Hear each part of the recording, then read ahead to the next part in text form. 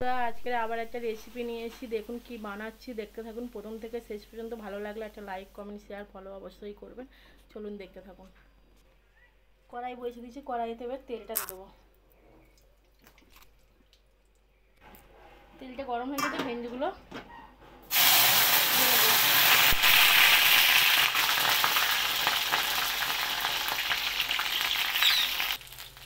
দেখুন ভেন্ডিগুলো ভাজা হয়ে গেছে, ভেন্ডিগুলো আমি এবার তুলে নেবো।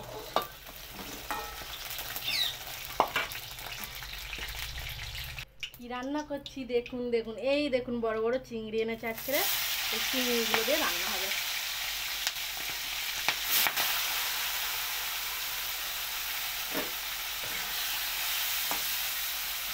বড় বড় চিংড়ি মাছ ভেজে নিই। দেখুন চিংড়ি মাছগুলো আমার ভাজা হয়ে গেছে, আমি তুলে নেবো।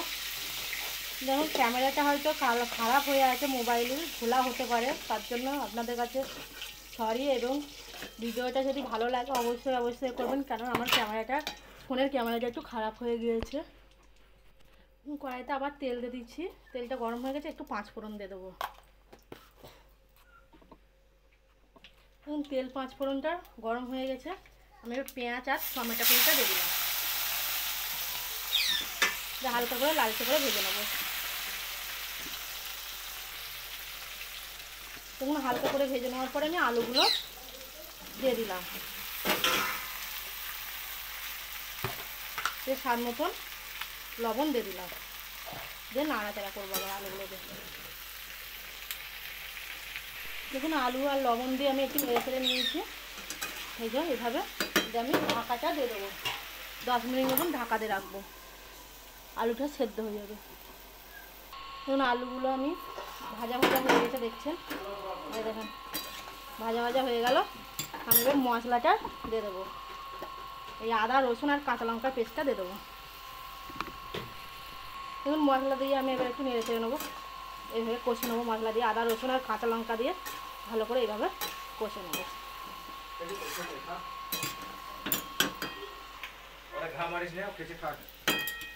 এতে একটু হলুদ দিয়ে দেবো, স্বাদ মতন হলুদ দেবো, আবার এইভাবে কষে নেবো। স্বাদ অনুযায়ী হলুদ দিয়ে এইভাবে আবার কষে নেবো। গুঁড়োটা দিয়ে দেবো আর মশলা দিয়ে কষে। ও বাবারে যা, দেখুন মশলাটা দিয়ে দিয়েছি, জিরে মরিচ ধনে গোলমরিচ দিয়ে আবার কষে নেবো এইভাবে। এবার আমি চিংড়ি মাছগুলো ভেজে রাখা চিংড়ি মাছগুলো দিয়ে দিলাম, বড় বড় চিংড়িগুলো ভেজে রাখা দিয়ে এইভাবে আবার কষবো।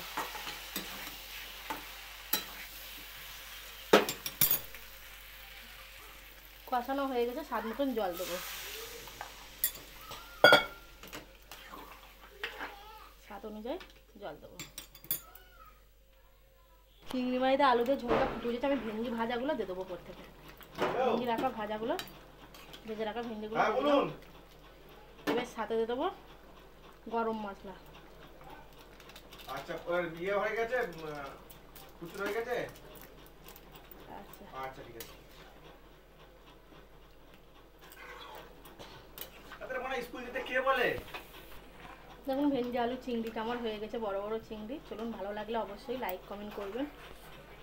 দেখুন বন্ধুরা হয়ে গেছে আমার চিংড়ি দিয়ে ভেন্ডি দিয়ে আলুর তরকারিটা। আপনাদের যদি ভালো লেগে থাকে অবশ্যই লাইক কমেন্ট শেয়ার ফলো করে দেবেন। ভালো থাকবেন, সুস্থ থাকবেন। আবার একটা নতুন ভিডিও নিয়ে আপনাদের সামনে চলে আসবে।